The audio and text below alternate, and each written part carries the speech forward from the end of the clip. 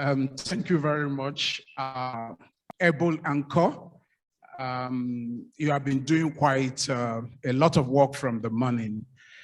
Let me say that I've had the opportunity of having a preview of Wamkele's Menace papers, which was delivered by the gentleman that did so. Thank you very much.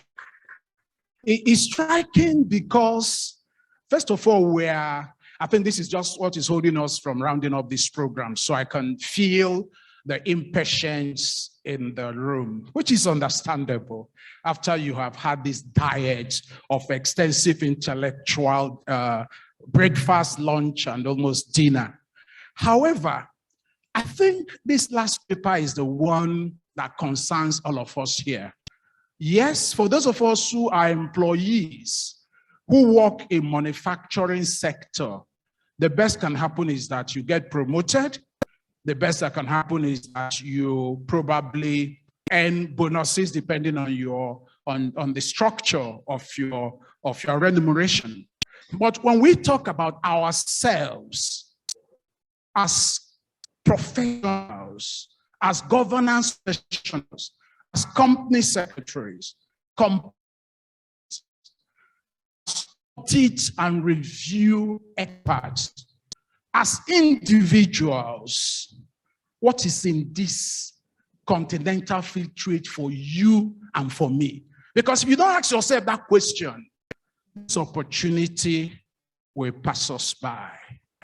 And I want to say from the onset that if we will miss the train for progress, the problems of Nigeria will never be completely solved.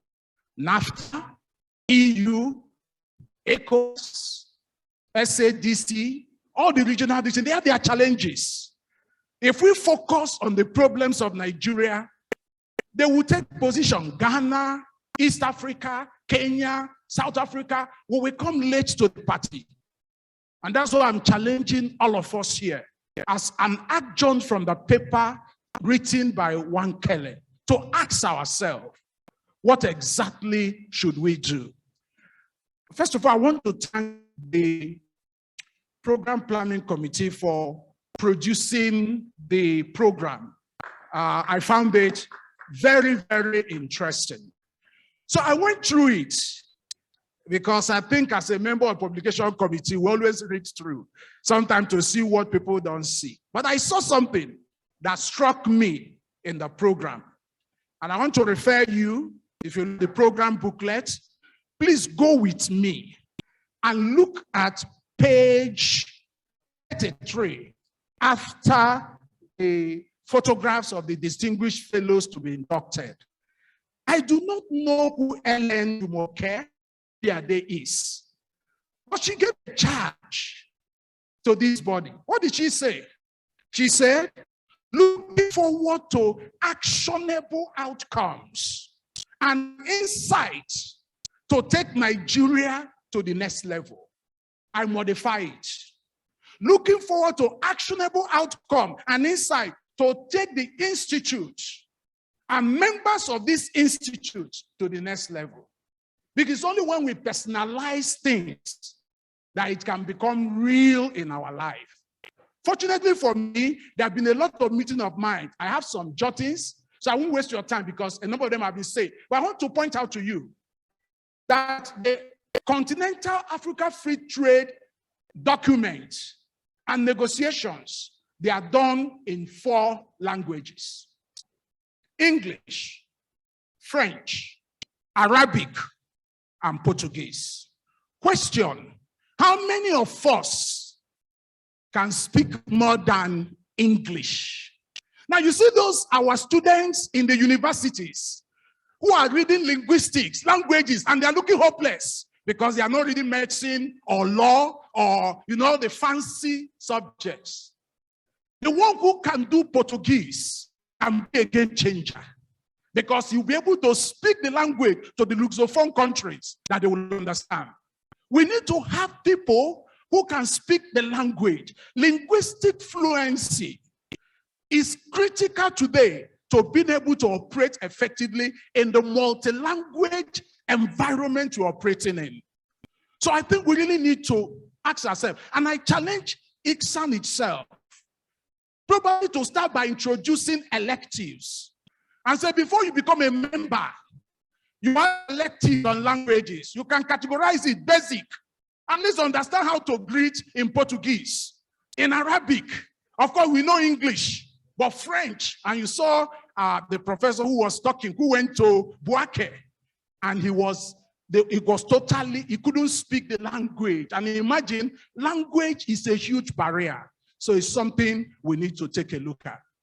I also think that as individuals, as institutes, we should consider reaching out as part of our actionable plan to similar organizations and institutes across Africa. I know we are doing it. And now we have a great opportunity with our own Mr. Ayeku, who is going to be the president of, the Global Institute. But let's come home. Let's reach out to Kenya, South Africa.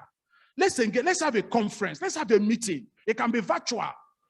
Let's begin to engage with the Secretariat of the Free Trade Area to say we want to support in drafting protocols. We have been talking about bribery and corruption. We have the UK Bribery Act. We have the American Foreign Corrupt Practices Act. We have the OECD. Where is the one for Africa? We need to begin to draft up the way. Conflict of interest, best practices. We need to stimulate the exchanges, the markets, NGS, and all the others to begin to develop Africa-wide principles, and we should action them. We should have a game plan. We should have a task force that is working. And I'm so happy because the new leadership of ICSAN have shown a quantum leap in terms of, let's leave Nigeria for now, so to say. Let's go forward. Let's go outward. Because only by doing so can we create value for members. And I'm looking forward to the time when there will not just be CSIA, but there shall be Chartered Professional Institute of Africa, with the secretariat in new building that we are going to set up. Because the building must have a purpose. It must have a bigger motivation, more than just us having a secretariat. So when we're building it, please have in mind that there will be 55 countries represented there, including Eritrea. And we should have provisions for them so that we are planning as people who believe that progress is possible. I'd like to conclude my comments by saying we have gone through a lot as a country. COVID, for example, devaluation, infrastructural challenges. But I've always used the telecom industry as an example. Do you know that if we have waited for NITEL, or whatever it is called, up till now, the fourth revolution would have passed us by. Because some of you will be queuing up at their offices to make international calls. But we like water, we went around it. The private sector went around it. And today, we are the pride of the world in terms of our teledensity and internet penetration. I challenge us as governance professionals at ICSAN, as we have done with CSC, with NGS, with SEC, let's do the same with the free trade area. Let's write to them. Let's go to their similar organization in the countries. Let's begin the initiative for Africa, call it whatever name you want to call it, but discussion group, steering committee for Africa Institute of Corporate Governance. Let's have action. Then let's encourage our practitioners to begin to travel. Don't just go to South Africa, to Cape Town to see where Indian Ocean met Atlantic Ocean. Go and find similar people there. Talk to them. Engage with them. Say to them, let's have a collaboration. Sign collaborative agreement. Let's get our lawyers to help us to work on it. So that in the next 36 months, when they talk of services, by the time they finish negotiation of the protocol on services, ICSAN, and governance professionals have taken a leap forward. They will only be asking us, what do you want us to do? Because today, we have the opportunity to write a new chapter. Ladies and gentlemen, thank you very much.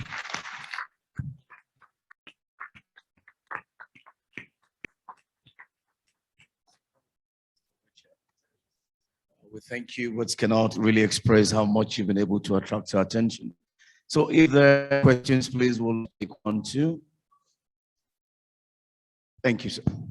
All right, you have your mic there.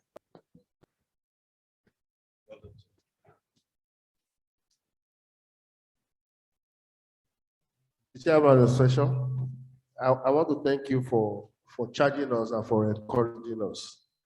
And I saw the passion and the emotion in what you said. I also love what you saw in that document, that when the word just took as normal adverts or goodwill, that statement. And as you kept speaking, you were speaking to me. Because whether I like it or not, for this tenure, I'm the #1 Charter Secretary in Nigeria. And then when we're trying to also unveil that, I was making a reference to that. You will also notice that in some of the comments I've made as per my IPP, I've kept emphasizing the fact that come January 1, you'll be the Charter Secretary, the #1 Charter Secretary in the world. And then one of those things that we'll try to do as part of our vision, when we started this program, we also noticed that the international president was also allowed to make a good speech. That's never happened. It's never happened before. It was a deliberate attempt to ensure that we leverage on what we have. We know that in Africa we have the population and we have the strength. If we don't push it, it's basically a challenge. I'm so happy to have a VP that we sleep and think alike, and that is what is showing in the program that you are seeing. I'm also happy that I have a CEO that, well, I've also told her she will never sleep until we get to where we're moving to.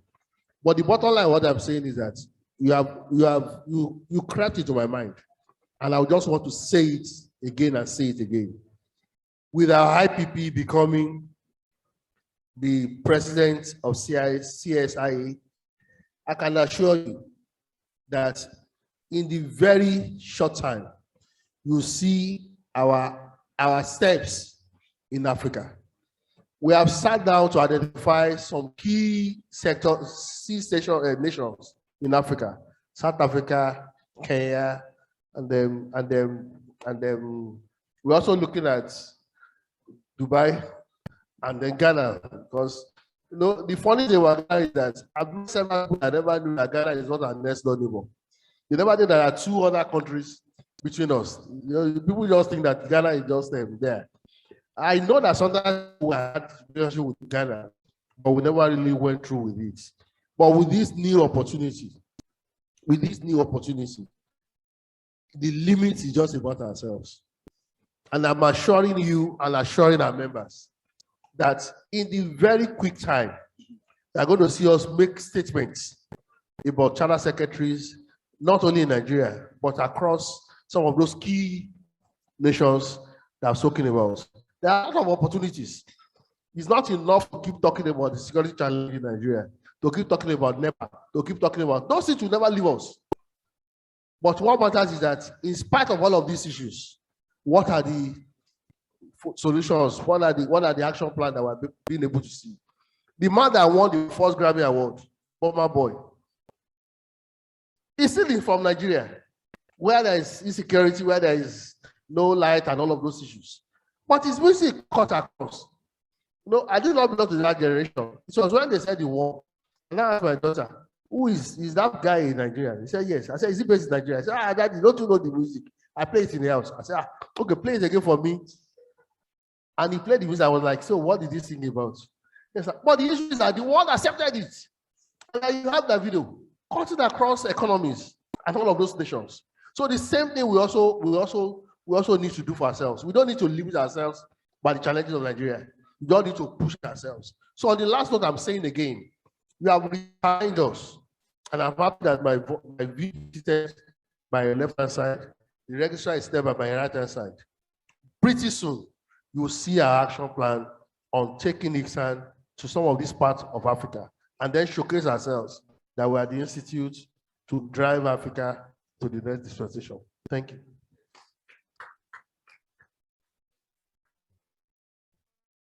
That's a good remark there by Mr. President and Chairman of Council. Any other question, please? If there is none, let's just request the pleasure of Mr. Joshua Adeoye, FCIS, the past chairman of Oyo Chapter, to please step forward to present this award to the chairman of this occasion. We thank you so very much, Mr. Adeoye, coming all the way from Oyo State to participate in this conference. We thank you. We thank you. We thank you sincerely. So, Mr. Uweche, please, your award.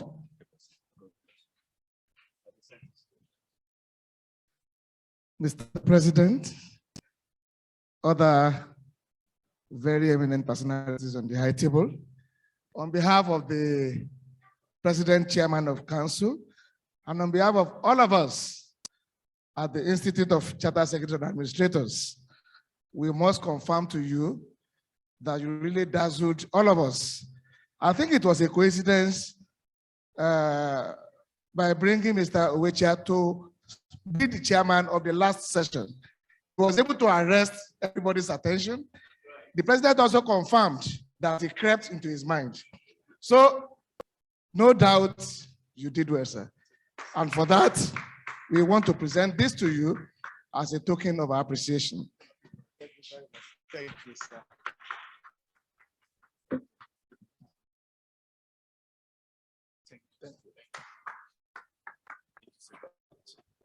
And again, I have the honor of inviting to the microphone Mrs. Hilda Oko, ACIS.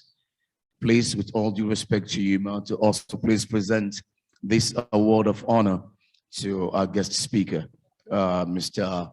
Olaoyi Basit, representing Mr. Azan Balogun. We thank you so very much, ma'am. Thank you. Mr. Speaker, sir, we want you at the center stage as I invite Mrs. Hilda Oko to please do us proud, ACIS. Well, thank you very much. We appreciate you, ma'am. Thank you so much, ma'am. Thank you. Mr. Olaoyi, thank you so much for making this presentation on behalf of Mr. Balogun, and I tell you, it was truly an insightful one.